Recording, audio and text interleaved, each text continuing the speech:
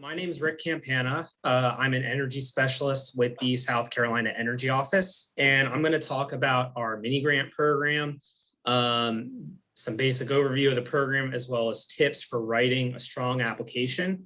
This is a program where we always hear from people that aren't selected, and they're asked, what can we do to make our application better? So hopefully after this presentation, you'll have some better ideas on how you can improve your application. Next slide, please. All right, so just a quick overview of the mini grant program. So first of all, this is an annual funding program. It opens at the start of each fiscal year, which is in July, and I'll go over the timeline in more detail on the next slide. And the application window is very brief. So unlike our concert fund loan, which is available year round and where you can apply anytime, the mini grant program, it's very time sensitive. We're also looking at high impact demonstration projects. So again, to compare to concert fund, where we have certain technical requirements that the projects have to meet, the mini grant program doesn't necessarily have those same guidelines. So we can select projects that may not have as fast payback. It allows us to be more flexible with it. And we also want to have projects that, people can look to as examples and might have more innovative technologies or solutions and things like that. Now, like Concert Fund, these are projects in the areas of energy efficiency, renewable energy, or clean transportation. So it's very broad. We always get a variety of different technology types each year in the applications we receive. And again, similar to Concert Fund, this is open to all South Carolina government entities and nonprofits. As far as government entities, that includes public school districts, local governments, state agencies, public higher education. So really any type of government entity will qualify in addition to nonprofits. And these are what we call mini grants. So the individual awards are only up to $10,000. So that's also something to keep in mind when you're trying to think of a project for this program. And right there is the link to where you'll find all the information about the program.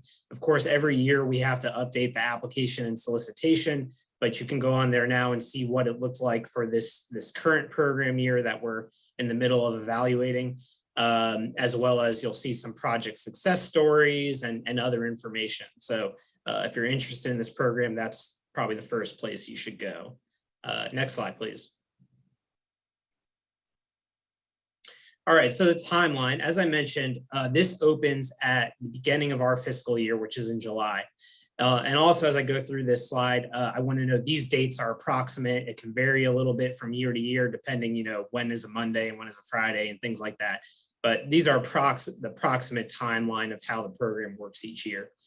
And so after that application period opens around the beginning of the month, it's only going to be open for about the month of July and then close about at the end of July or maybe early August. This is an annual program, and unless something changes, we're going to have it every year, year after year. So we encourage you to, start thinking about your projects in advance of the application being released. And that way you'll be ready to fill it out and submit it rather than, having to scramble something together during that month-long window. After the application period closes, we'll take about a month or two to review the applications. The first thing we'll do is we're going to verify the technical metrics that are provided on each, as that is part of the criteria that we look at in scoring them. And I'll get into that in a lot more detail. And then once I've confirmed all the technical metrics, then we basically our entire team, our entire energy office staff will individually look at the applications and do their own reviewing and scoring. And we then identify what are the top applications we have. And then for around over September, October, we'll schedule a meeting with the Energy Advisory Council. They are a third-party group that is required to provide their recommendation on anything that we fund. So whether it's a mini grant or a concert fund loan, we have to get their recommendation on any of those projects. And then once we've presented those to the Energy Advisory Council and gotten their recommendation, we'll execute the actual grant agreements around late October, early November usually. Then once it's executed, those individual grant winners can move forward with their projects, and they have about until mid-May to complete implementation. So it's a very tight time frame for procurement and installation and everything, because you can't start your project until the agreement has been executed. But it's really vital then that we get the project completed within that time frame, because then we take about the last month and a half of the fiscal year from May 15th to June 30th to do the post-installation monitoring. So we'll go out and look at the installation and then disperse the grant funds and all the other closeout things that we need to do. And because of how the funding for this program is allocated, it's very vital that we complete these projects within the fiscal year. So that's why this timeline is so strict. And we really want to be careful with the projects that we select to make sure that they're gonna finish within the time frame. And I'll talk about that more later in a moment. Next slide, please. So first, I wanted to go over some application tips and guidance. You can go to the next slide. All right, so just some general tips. And you can see a screenshot there, the first page of the application. There is more to it. Again, you can see this current program year's application online now, although the submission period is closed. So the first thing is making sure you complete all the application fields. You know, we get a lot of applications that are missing something. You know, it might be something simple like their federal tax ID number, their DUNS or SAM number, or it could be something more important like the energy savings for your project. So, you know, it's really important that you make sure you complete everything, because we can't really follow up and ask for information that's not there in order to, you know, improve your ability and scoring. And then also being sure that you address all of the scoring criteria. And I'm going to go over that more in a minute, but you know, the best applications are the ones that clearly address all of the criteria that we judge them by. Also being consistent in the information that is provided. So, you know, sometimes we'll get an application and some supporting documentation, and maybe the scope isn't exactly the same between the documents, or maybe the project cost is different in one place versus another and things like that. So you really want to be sure that your application is consistent and that the information is clear. And then also providing any supporting documentation. And these can vary depending on the type of project and, you know, how long in the process you are of identifying the specific scope. But generally, you know, if you have product specification sheets, so if you know what equipment is going to be installed, also any calculations for your energy metrics that you put on your application, we want to see how you arrived at those numbers. If you've gotten any material labor quotes to back up the pricing, or any other supplemental information, you know, maybe you have more information written up on a separate document, or maybe you've gotten a support letter from another organization. So any other supplemental information you might have. Next slide, please. All right, so mini grant criteria. So all applications are reviewed across each of these criteria. There are 5 different items. So expected energy savings and simple payback period, visibility of the project, ability to complete the project within the specified time frame, and the applicant's contribution to the project, and the educational and or demonstration value of the project. And like I said earlier, each of these criteria need to be addressed in the application. And I'm going to walk through each of them in more detail and talk about the things that we're looking for that specific item. Next slide, please. So energy savings and simple payback period. So what we're looking for here are generally projects that provide a greater energy impact. So, you know, they have higher savings and or shorter payback periods. Now, like I said earlier, you know, these projects aren't set to a specific set of technical requirements, unlike Concert Fund. So we do have more flexibility, and we certainly have selected applications that have longer paybacks or may not have as high savings. And, you know, part of what we do consider is we try and compare projects to those of a similar type. So, you know, it's not really fair to compare a lighting retrofit to a solar project, for example. So we try and compare those types within themselves to some degree. Also, we want to see more clearly defined scopes, because, you know, if you submit, say, a lighting project and just say, we're going to do a lighting retrofit, but can't tell us, you know, what the existing fixtures are, what product you're going to go to and all that, you know, we can't really be certain of those savings that you're projecting. That's going to be, you know, that's not going to score as well as another lighting project that tells us exactly what they have and exactly what they're going to install. And again, as I mentioned earlier, any calculations or support you have for those energy metrics, you know, and that can depend on the type of project. You know, lighting projects are pretty simple, and if you don't provide them, you know, your application may still have enough information where we can kind of back calculate them. But other applications, or for other technologies, or maybe if less information about the scope is provided, you know, we're definitely going to need some additional information.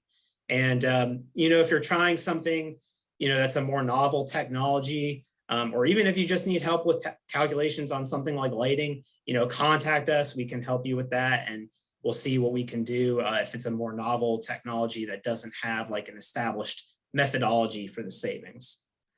Next slide, please.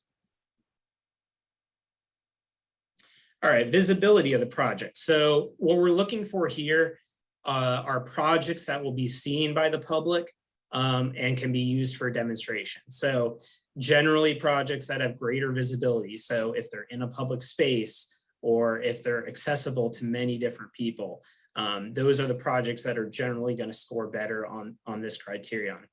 And also consideration of how visible the specific energy measures are. You know, something like lighting, or maybe an electric vehicle charging station or a solar installation, those might be more visible than, say, an HVAC project, you know. And that's not to say, you know, we're gonna turn down every HVAC project, but it is just something that we're considering, you know, is how visible those measures are.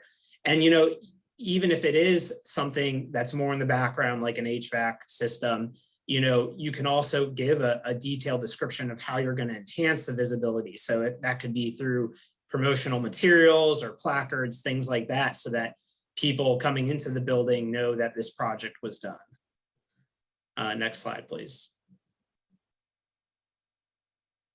All right, ability to complete project within the specified time frame. So as I mentioned earlier, it's really critical that these projects are closed out by the end of the fiscal year. You know, if projects get, you know, in the past, we've had projects that got delayed, and unfortunately we weren't able to, we had to cancel the agreement because just with how this funding works, we can't spend those funds after the close of the fiscal year. So we're really trying to make sure the applications we select will be successfully closed out. And so we're considering that compressed time frame for installation. You know, we know these projects are only going to have about, you know, 6 months to do from procurement through installation. And so again, you know, just like with the evaluating the savings, you know, we're looking for projects with more clearly defined scopes. They've identified specific products, received quotes, you know, all of those things will help you, because we know if you've already done that, then that's not something you're going to have to do, wait to do once the project or once the agreement is executed. Another consideration here is the potential for the project needing review under either the National Environmental Policy Act or historic preservation. And I won't get too deep into the weeds on those, but basically certain project types are exempt from review. So most, you know, like a lighting retrofit isn't going to require review under either NEPA or historic preservation. But other more involved projects, also depending on if they're located within a floodplain, and also depending on the age of the building, or if the building is located in a historic district, those can all affect these things. So, and again, you know, this isn't, you know, if a project's going to require NEPA review, we won't do it. You know, we have selected projects for the mini grants that required one or the other or both of these reviews, but it is something we have to consider, because those reviews can take time and we can't really move forward with the project until they're done. So if you have something and you're wondering whether it might have to go under one of these, again, contact us and we can take a look at it and see. Next slide, please. Applicant's contribution to the project. So we're really looking for applications that are best served by the mini grant program. We have very limited funding for this program.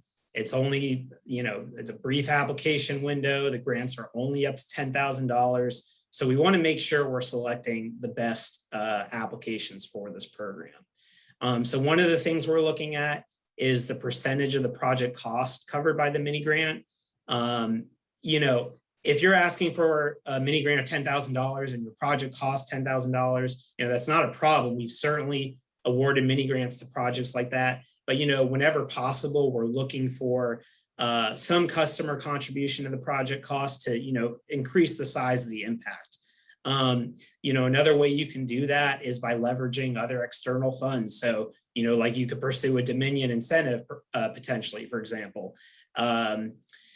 Although we do have to watch out for if you're trying to use any other federal grant opportunities, because we can't mix federal grant funds. So that is something we do have to watch out for, depending where those other external funds are coming from. Also, we're considering the size of the project and appropriateness for the mini grant program. I mean, every year we get some applications that, I'll be honest, are really more appropriate for Concert Fund projects that cost hundreds of thousands of dollars. The way we look at that is, how much of a difference is our $10,000 grant going to make on your project that costs $500,000? So, to us, if you have the money to otherwise be doing that, it's probably something you should be doing anyway, or apply for a Concert Fund loan to at least, put those costs out for a longer period of time. And we're also looking for evidence of effort put into the application, because we know that people that put more time into the application, they're going to probably be better partners once the grant is executed, and be more cooperative with us and making sure the project gets done and in accordance with the requirements of the program. So, if you're going to apply for the mini grant, make sure you're putting that effort into your application, because it's very competitive and we're going to get other applications that are stronger. Next slide, please. Educational and/or demonstration value. So this is kind of similar to visibility. We're looking for applications that can be used to educate the public. So generally, the applications that score best here will actually give specific plans for how they're going to use the project for education. A lot of times they might involve student involvement or used in educational settings. So, if a school district is doing a project, a lot of times the better applications will say how they're going to incorporate that into the classroom in some way. This is also kind of where we can consider more novel energy measures, things that, everyone's seen lighting retrofits. Everyone knows about LED lighting at this point. Again, not to say we're always going to select some lighting projects. We always have some every year, but, we are looking for, more novel energy measures that might not be as commonly seen in South Carolina. And we've been able to get some more unique projects in recent years. In fact, I think I have some examples later in the presentation. Next slide, please. And so then, in addition to those 5 criteria, I wanted to highlight, if you're applying for a clean transportation related project, so electric vehicle or a charging station or anything in the transportation world, we're also going to consider these additional 4 criteria. And those are avoided consumption of petroleum products.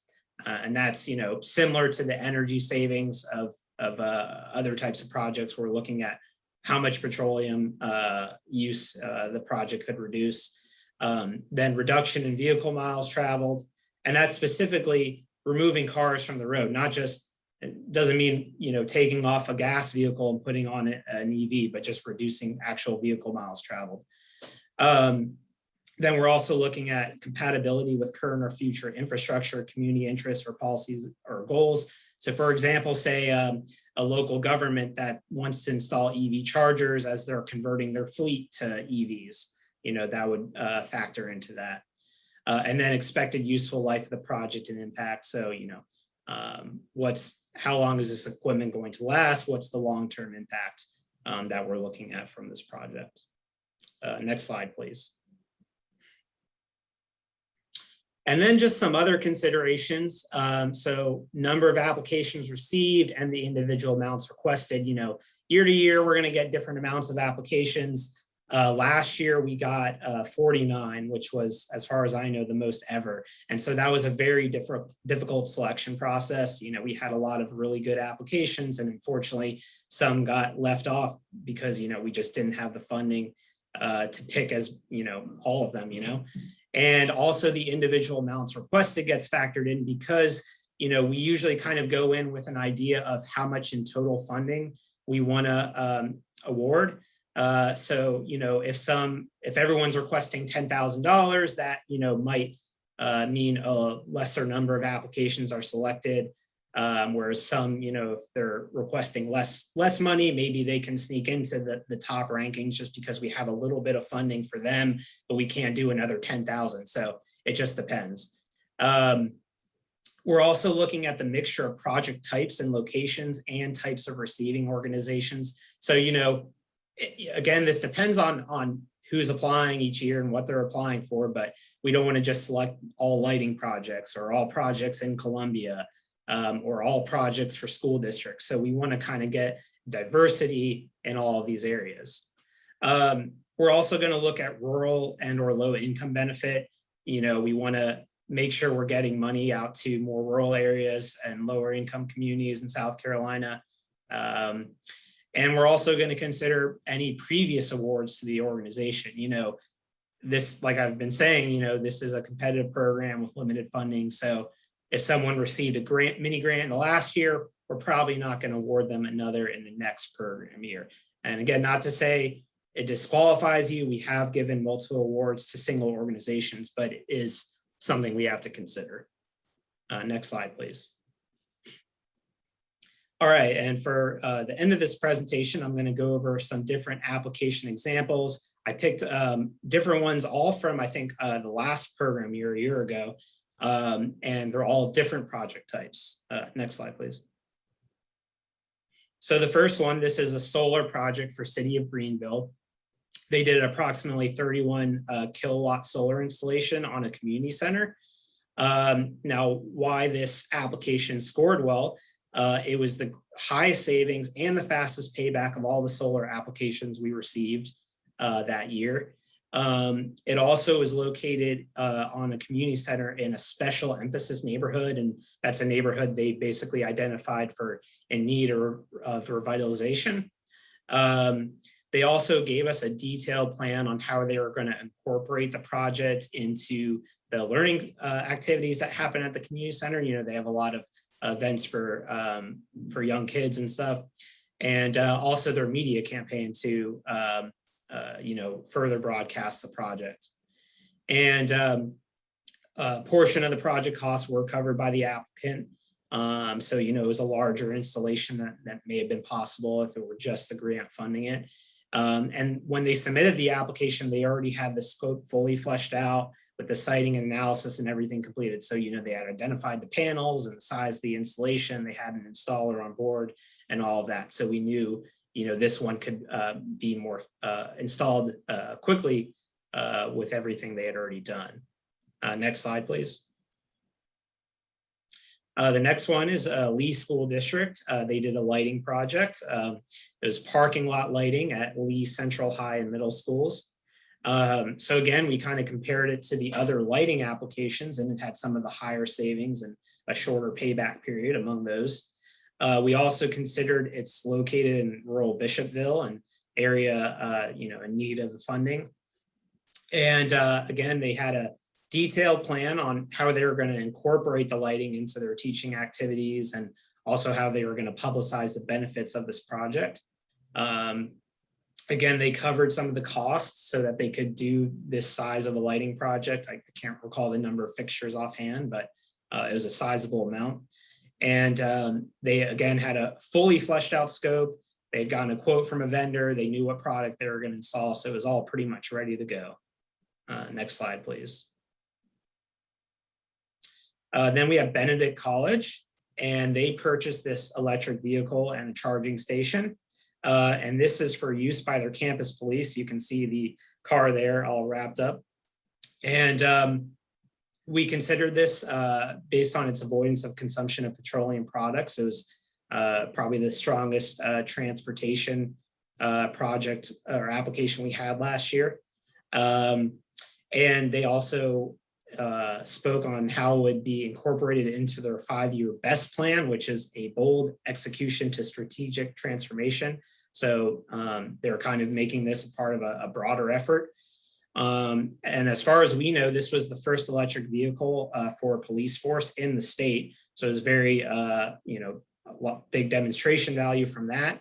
And again, they covered a portion of the cost. I don't think they would have been able to afford this on its own with just a mini grant. So next slide, please. Then we have Clemson University, and this was a building controls project. They installed an automated control system for motorized blinds in the atrium of this building photographed here. And this was an in-house project with student involvement. So the students were able to learn about engineering and coding principles in addition to, calculating the energy savings and from this project. And it was also publicized as part of work done by the Clemson Energy Visualization and Analytics Center, or CVAC. And again, they covered a portion of the cost for this project. Next slide, please. And then I believe this is the last one I have here. This was for Richland School District 2. Is a biodiesel production project. So they already had this existing biodiesel program called Bengal Biodiesel at Blythewood High School. And so the mini grant application was to basically expand this so that they could increase their production pretty drastically, actually. They're now able to produce, I think, up to 40 gallons a week. And this was another in-house project with student involvement.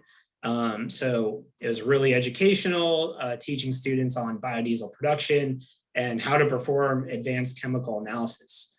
And again, it was publicized as part of that Bengal biodiesel program. So this was a really cool project that we were able to see. Next slide, please. So that's my presentation, and there's my information. I'm happy to answer any questions. I think we have a little bit of time left. And, if you don't have a question now, or, feel free to give me a call or send me an email. Happy to help at any time as you start looking forward to next summer's application.